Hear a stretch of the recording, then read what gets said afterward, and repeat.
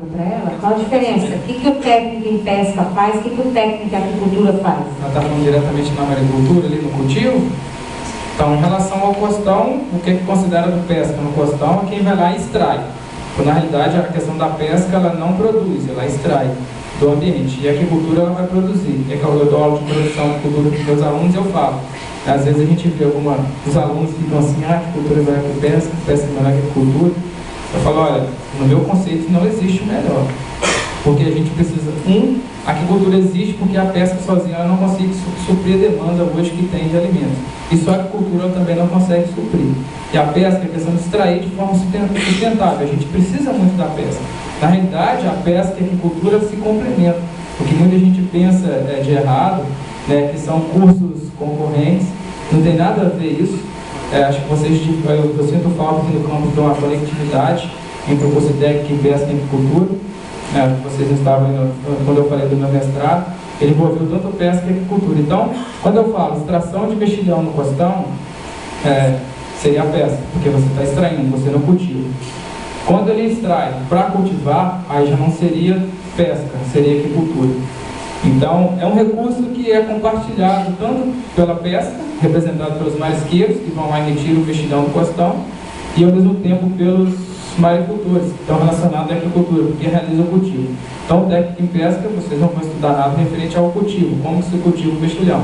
Mas vocês vão estudar como se retira o mexilhão de forma sustentável do ambiente, como explorar aquele ambiente de forma sustentável, como manter o estoque daquela população. Então, assim, está nesses dois sentidos. Então, a maricultura, de certa forma, ela é dependente tanto da pesca quanto da agricultura. Ficou claro aí para você? E o engenheiro de pesca e o técnico de pesca que você falou, que tinha que ter os três: técnico em agricultura, engenheiro em pesca e técnico em pesca. A diferença do técnico clássico e do engenheiro? Do engenheiro, certas coisas, por exemplo, o técnico, vocês não vão ter várias disciplinas de construções de cálculo que vocês não podem assinar. Então passa para um outro nível. Então o engenheiro já pode assinar várias outras questões que um técnico não pode. Então o engenheiro de pesca, o que muitos pensam, não sei se foi falado para vocês, deveria ter sido falado, o engenheiro de pesca, ele não só faz pesca, ele faz pesca e agricultura. Existe um problema sério nessa questão desses cursos. Por exemplo, o técnico de pesca só atua com pesca, o técnico de agricultura só com agricultura. Só que o engenheiro de pesca, ele estuda pesca e agricultura. E o engenheiro de agricultura só estuda agricultura. Então, assim, é uma questão que gera muita confusão mesmo na cabeça dos alunos, isso é normal. Mas é importante vocês entenderem que o engenheiro de pesca, ele vai estudar pesca e agricultura. O que cada um vai seguir aí é diferentemente. Mas todo mundo que é engenheiro de pesca, ele estudou pesca e agricultura. Então, assim, o engenheiro de pesca ele tem outras atribuições mais abrangentes, com maior responsabilidade, tipo de projeto que um técnico em pesca não pode assinar e nem um técnico em agricultura também não pode assinar. Alguma coisa mais? Uma pergunta. O sururu ele se move e como ele aparece preso às rochas? Como ele se reproduz? Estou respondendo para os que de ouvir. Uma pergunta primeiro. O sururu ele se move? Segunda pergunta. Ele se reproduz? Como ele faz para aparecer em cima da rocha? Ele se move. Você pode bater aqui, ó. Ele tem um espelhinho, ele se move naquele espelhinho dele. Ele fixa um espelhinho. Ele tem um ciclo da desova. Aí quando chega no período de agosto até janeiro, é o ciclo da desova dele. Aí ele fixa e tudo que tiver pendurado ou agarrado, ele fixa. Aí passando o tempo, ele fixa no meio das algas. Quando você vai ver, ele vem pequenininho. Quando você vai ver, é o sururu que parece entre as pedras. Você pode... Ele tem que ficar flutuando o tempo todo, ou na pedra, que não pega lama. Se ele roçar na lama, você pega no galinho. Ele é um produto que só pode ficar pendurado, ou senão na pedra.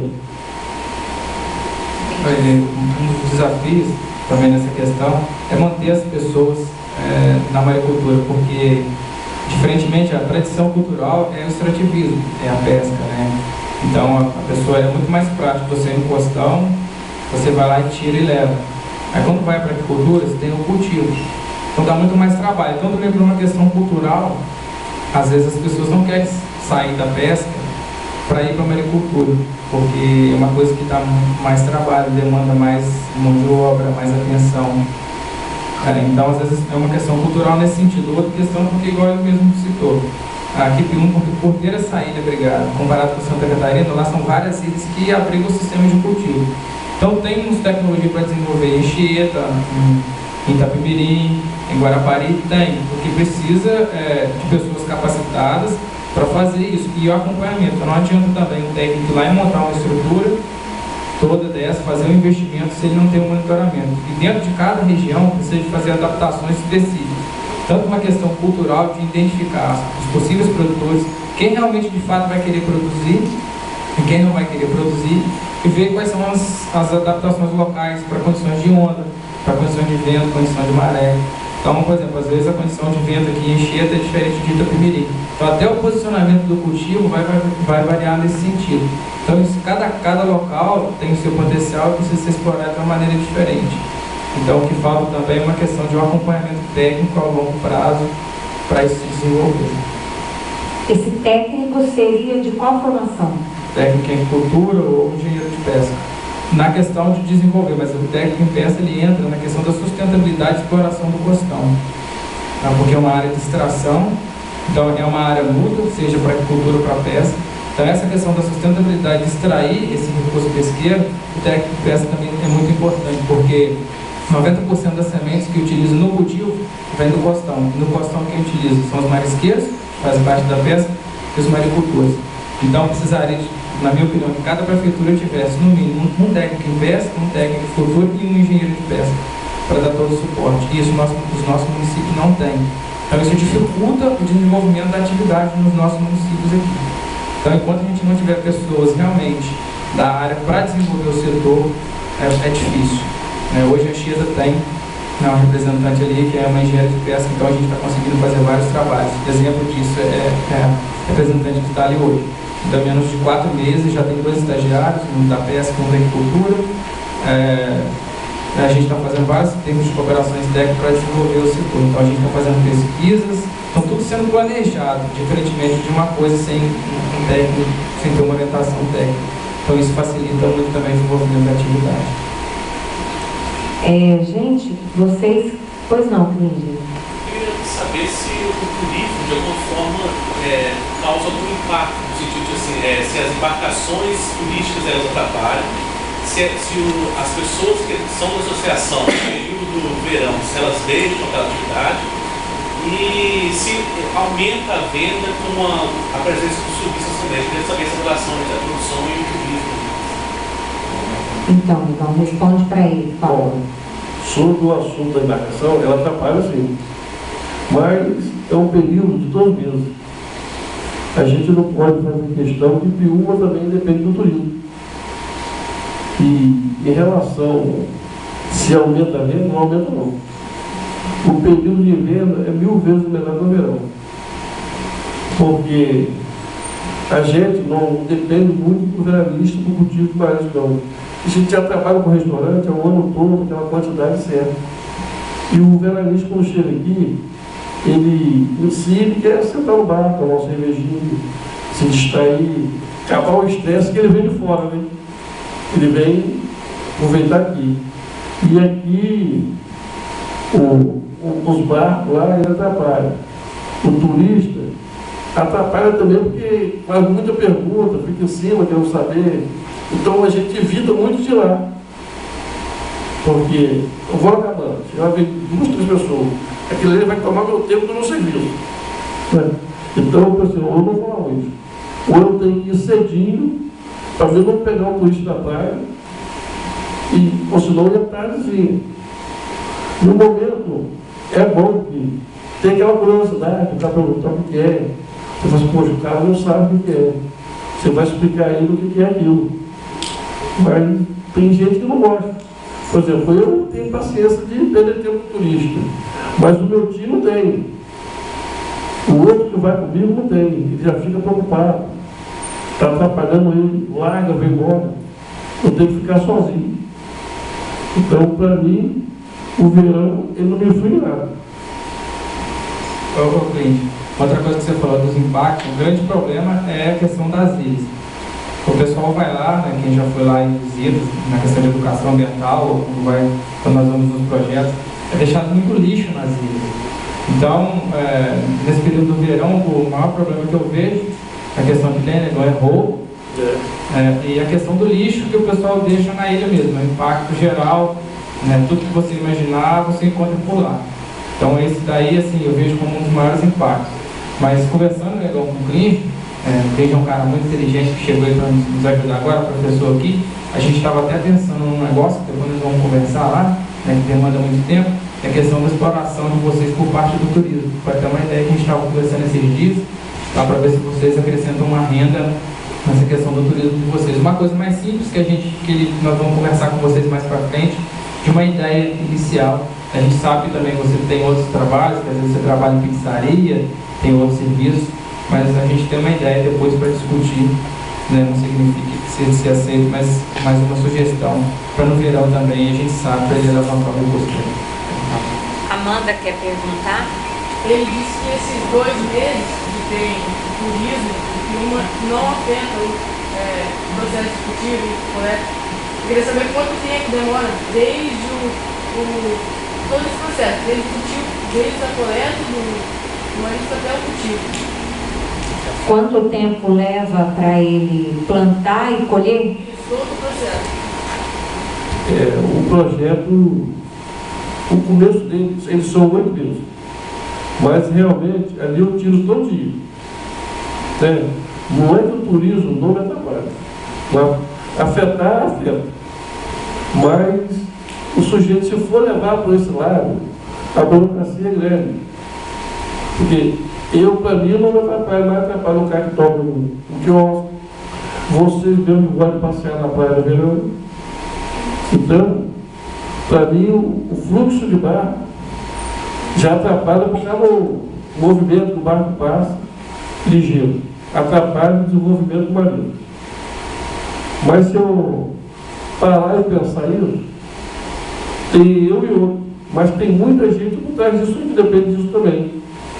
E hoje, você parar e pensar, 2 meses.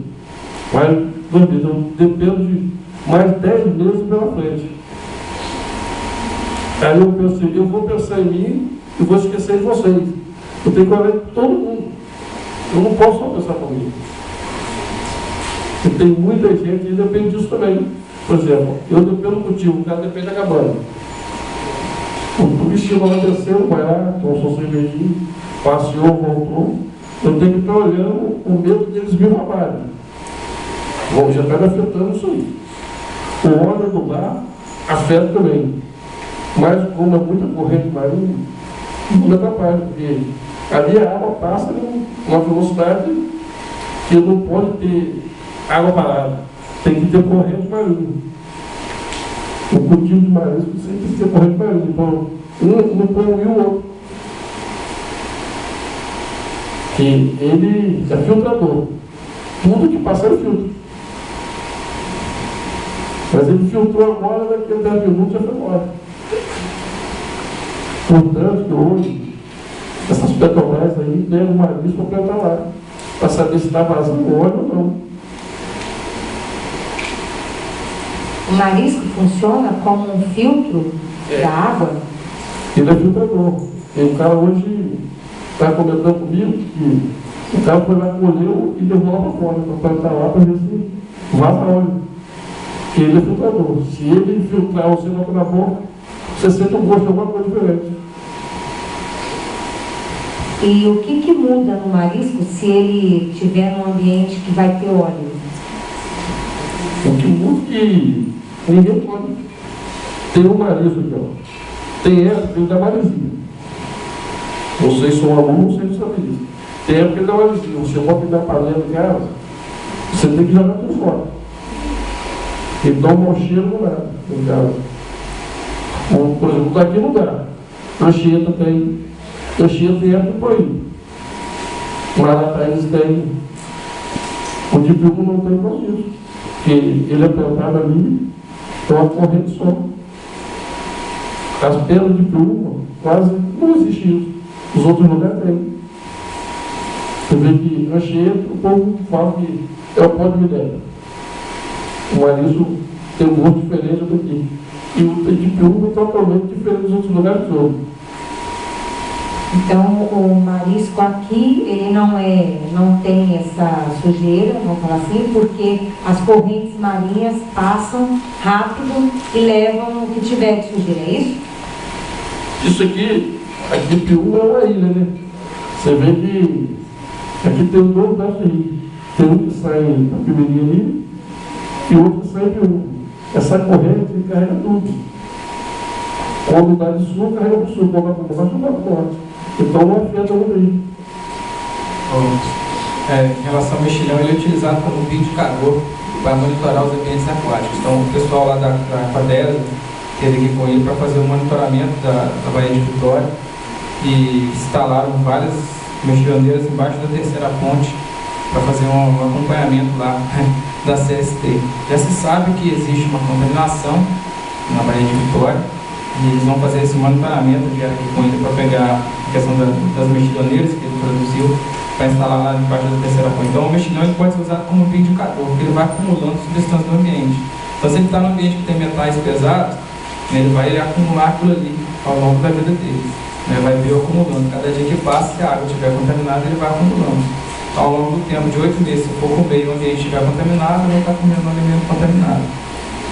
Então, por isso que agora na Prefeitura de Anchieta, a gente vai estar fazendo um trabalho aqui, o grupo de estudos, junto com o pessoal de lá, para a gente fazer uma avaliação de metais pesados nos mexilhões de Anchieta, porque eles estão querendo investir na maricultura de lá. Aí eles vão fazer esse trabalho lá. E aqui a gente vai fazer um acompanhamento na parte microbiológica da qualidade do mexilhão daqui de Piúma. Então, assim, ele é um bioindicador. Então, ele é muito usado em projetos, está sendo muito utilizado para fazer esse acompanhamento. Então, o mexilhão eles chamam de organismo, às vezes chamam de organismo sentinela. A gente vai ficar como se fosse monitorando o ambiente através dele. Você pretende continuar na maricultura? O meu intuito é isso aí. Mas do jeito que está indo aí, eu já paro. Vai ficar com meus netos, meus filhos. E para mim, já está chegando o momento de parar. Eu tenho que ficar só olhando e trabalhar. A idade vai chegando, você vai cansando. Então vai chegando a hora de você parar e deixar para os outros que estão começando. Como eu falo para eles que estudam engenharia de pesca, tem que ver se tem um engenheiro bom para ajudar o povo. Porque hoje tem eu aqui, tem Tiago, tem Fernando ali que me ajuda. Seria um de vocês, no ano depois, quando se formar, para ajudar os outros que vêm no continuamento. No ano depois já não tem Tiago, não tem Fernando. Tem que ter um deles aí que estão estudando. Virou praticamente um negócio de pai para filho, né? Então, a maricultura aqui? Aqui vem de pai para filho. Passou da minha sogra para minha esposa. Acho que passou da mãe da minha sogra para ela. Passou da minha esposa, que minha sogra hoje não trabalha mais. Vai passar de mim para os meus filhos, para os meus netos. E por assim vai continuando. Tem outra forma de aprender a ser maricultor ou é só assim de pai para filho? Não. Essa forma aí existe para todo mundo. Por exemplo, eu ensino, mas eu não ensino. Tiago daí. Eu levo um deles aí lá e ensino como é que faz. Se um deles chegar na não, eu posso comprar uma moda? Eu falei, pode comprar. Se você não vai ficar para não vai dar. Assim, vai me ajudar mais ainda. Porque esse que está botando o moro hoje, amanhã já pode me ajudar amanhã. Né? Eu não tenho o meu para vender para outro. Deixa o meu amigo ali tem, vai lá comprar dele. A demanda hoje, um ajuda o outro. O meu bem, ó. Eu deixei de tirar com o papai o moto dele lá. Se é meu tio, eu deixava. Eu falo para ele. Eu vou te ajudar, mas se fosse o meu tio, ele não deixaria. Perguntei quanto tempo ele conversou com o meu tio. Mas levou uns 3 ou 4 meses. Ele conversando comigo, indo lá em casa e meu tio nada. Acharam meu tio e não ia. Quando eu falei para deixar tirar para o moto lá, ele disse, ó, deixa não. O IFE vai tomar isso aí. Não, o senhor está pensando, não. Eu falei, por incrível que pareça assim, eu vou botar um moto para botar lá. Hoje aqui, ó, o moto do Tiago está lá. Se o Tiago, se você quiser fazer, você faz. Eu não, não faz não, quero. Tem Marisco lá, mas ainda tem. Mas pelo meu tio, não chegou. Porque as pessoas mais velhas têm resistência de que aqui o que é feito pode prejudicar o que eles faziam antes de o Instituto chegar, né? Não, o negócio não é isso que acontece. O povo antigo, ele não tem essa mente aberta igual os novos que vem hoje daí. Tem gente que vai pensar assim, se eu botar um baque hoje, outro botar do lado, aquele ali vai me atrapalhar, não vai. Por incrível que pareça, ele vai te ajudar.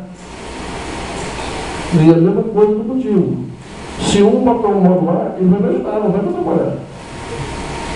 Que vai chegar um dia que meu comércio, eu tenho aquele patente todo meu, não vou ter aprender que outro livro, um amigo meu vai ter. Um incentivo outro. Uma coisa também que é importante destacar, que é, no meu mestrado a gente entrevistou junto com os alunos entrevistou mais que eles em Anchieta, Itapemirim, Vitória e Vila Velha. O que a gente pôde perceber também é o seguinte, muitos dos acadêmicos, até tem falado muito isso, o pessoal da UFTV um tempo atrás, falo para os alunos da engenharia de pesca que eu converso, para os alunos da UFMG que estiveram aí também recentemente visitando o cultivo. O que acontece? Naquele momento que eles estão fazendo mestrado, doutorado, ou um trabalho de conclusão de curso, eles chegam nas comunidades numa boa vontade para fazer tudo. Eles chegam naquilo, aplicam o formulário, coleta todas as informações que eles precisam para fazer o mestrado, o doutorado, o TCC. Depois o que eles fazem? Tchau e benção, fui embora, coletei informação. Então quando eu chegava nas comunidades, o cara falava assim, ele já sabia. Os marisqueiros que nunca estudaram chegavam para mim e falavam assim, né? Está fazendo mestrado ou doutorado? Não, você já está vindo com o formulário na mão, vai me perguntar alguma coisa. Aí a mulher falou assim, mais um que vem, pega uma informação, não traz nada para a gente e vai embora. Então também a instituição hoje eu vejo com muita responsabilidade nesse ponto.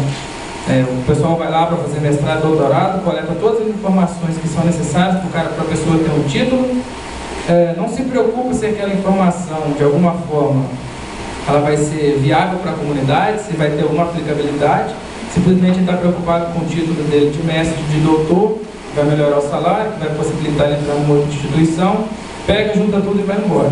Então isso é um fato muito ruim também que eu pude perceber na região. É um povo que você vê várias até empresas que vêm fazer entrevistas, então já passaram por lá pelo cultivo. Mais de 3 instituições, já passou instituição particular, já passou instituição privada, que veio, fez o que eles queriam fazer ou o que precisavam fazer, juntou as coisas e foram embora, levou a informação. Então, às vezes, não se tem uma preocupação social, ambiental e nem econômica. Simplesmente estão preocupados em coletar a informação, processar aquela informação, publicar, melhorar o currículo e não estão preocupados com o retorno da comunidade. Então, a gente também tem que entender que o nosso salário também é pago com impostos, que a população também paga por isso, e a gente também tem a obrigação de dar um retorno para a sociedade. Então, às vezes, não se tem essa preocupação. A preocupação fica pautada naquele que eu preciso naquele momento. Então, na grande maioria, eles se sentem, essas comunidades, eu vejo eles se sentem usados. Se algum de vocês forem fazer entrevista a alguns pescadores, marisqueiros, vocês vão perceber isso. Eles já sabem, mestrado, doutorado você está fazendo? Há um trabalho do professor? Tá. Aí tem gente que até se recusa a conversar porque sabe que ele só está ali sendo utilizado e ele fica esperando alguma coisa em troca e, na realidade, nem um retorno às vezes é dado. Um vídeo que você fez, cadê o vídeo, cadê o trabalho que você fez, aquela foto que você tirou no astão. Às vezes a gente pensa que para eles não é, mas para eles isso é importante. Mas se vocês forem fazer um trabalho, sempre dê um retorno para eles. Por exemplo, esses dias eu fui a Roraima, dar um curso lá, e a gente tinha algumas fotos do cultivo aqui, tinha algumas coisas lá de Anchieta, e eu sempre falo para eles, olha, passei a foto de vocês lá em Roraima, sabia? Que vocês passaram lá, aquele documentário que foi feito, que os alunos fizeram, foi apresentado lá. Isso é dar um retorno. Às vezes você não precisa de dar um retorno, como eu falei, de um grande equipamento. É dar um retorno no reconhecimento. E às vezes isso não é dado. Então, na maioria das vezes, o que eu pude perceber, a grande barreira é que eles se sentem utilizados também pelo mundo acadêmico sem um retorno. Vocês querem fazer alguma pergunta a mais para eles sobre maricultura? Fala, mãe. Eu queria saber se eles têm cultivo de lixeira, para lixeira. O cultivo de marisco? Não. O nosso aqui viu. O de Anchieta era alemão e associação de lá. Mas eles desistiram. Só tem um só que lá. Só tem o Jaldemar com um logline. Eles estão num processo lá da questão lá que a associação lá é a Associação dos Maricultores, Pescadores. Nós fomos lá hoje em conversa com a Giovana, Armadores da Pesca, é uma associação que envolve não só os maricultores, envolve pescadores e um monte de gente lá. Tem um logline lá mesmo funcionando com o Jaldemar, até pegamos uma corda lá numa aula prática que nós fizemos com os alunos há um mês atrás. E, assim, eles estão com grande dificuldade na questão de adaptar a estrutura à questão das correntes, que tem arrebentado os módulos. O Alex, que veio da EPAG, deu algumas sugestões, mas no momento, assim, eles estão no processo se vão investir ou não. Então, assim, estão num processo de conversação com a Prefeitura de Anchieta. Eu acredito que eles devam ampliar, eles devem voltar a produzir. Eles têm todo o material lá comprado, diferente do nosso aqui. Lá a Prefeitura deu, pelo menos um tempo atrás, deu um suporte muito bom. Então eles têm todo o material, eles têm corda, eles têm mexilhoneira, eles têm boias, então toda a estrutura. Agora tem que ver como é que vai ser gerido isso lá na associação. Mas a Anchieta tem. Nesse cultivo em Anchieta, existe algum tipo de impacto da SAMAR no cultivo? Olha, até hoje, assim, publicado, eu não sei. Não sei dizer isso para vocês, não. Não achei nenhum artigo. A gente vai fazer uma análise com metais pesados para começar, talvez, no mês que vem ou no outro. Agora, se tem alguma coisa ali, eu não sei dizer, não. Não sei se algum estudo desse tipo foi feito. Mais alguma coisa, gente? Aquele negocinho preto que nasce na pedra é o marisco. Gente, ele está perguntando sobre o assunto. Eu vim para cá hoje, antes de vir falar com ele sobre maricultura, eu fui ler o que era maricultura, porque a gente acha que isso aí todo mundo sabe, mas não sabe não. Tá certo, ele tem que perguntar mesmo, senão ele está ouvindo maricultura, e o que é isso? É isso aí, Deus. Tem que ter curiosidade de perguntar. É o seu. É que você chega na pedra, você tem um bichinho tudo pegadinho assim, ó. Aquilo ali é sururu. Ele tem vários nomes, cara, você chama de sururu, chama de marisco. Marisco é todo fundo do mar, mas o nome mesmo do ali é sururu.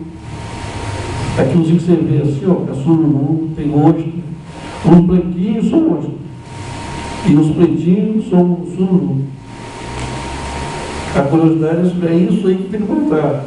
Inclusive, tudo você tem que perguntar para ele para você aprender, senão você não vai aprender nada. É igual na sala de aula. Você não entendeu, professor? Não entendi. Está vendo? Tem que perguntar. Alguém mais?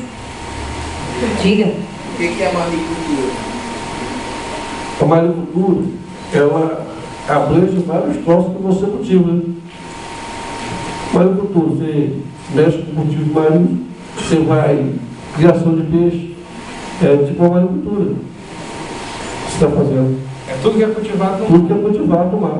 Aí pode ser ostra, que é ostrecultura, mexilhão, vitilicultura, peixe, aí piscicultura, algas, algicultura. Então a maricultura, tudo que é cultivado no mar. Então hoje ele tem uma maricultura que só se cultiva mexilhão. Então é mitilicultura, o cultivo de mexilhões. E tem outros que falam para você fazenda marinha. É isso também, é a mesma coisa. É cultivo de marisco, ostra, alga, é uma fazenda. Daí tem gente que não sabe o que é fazenda marinha. Aí você não sabe o que o cara está falando. Você tem que perguntar para saber. Isso mesmo, a curiosidade tem que fazer isso mesmo. Entenderam aí? E aí, alguém mais? Sim. Eu gostaria de saber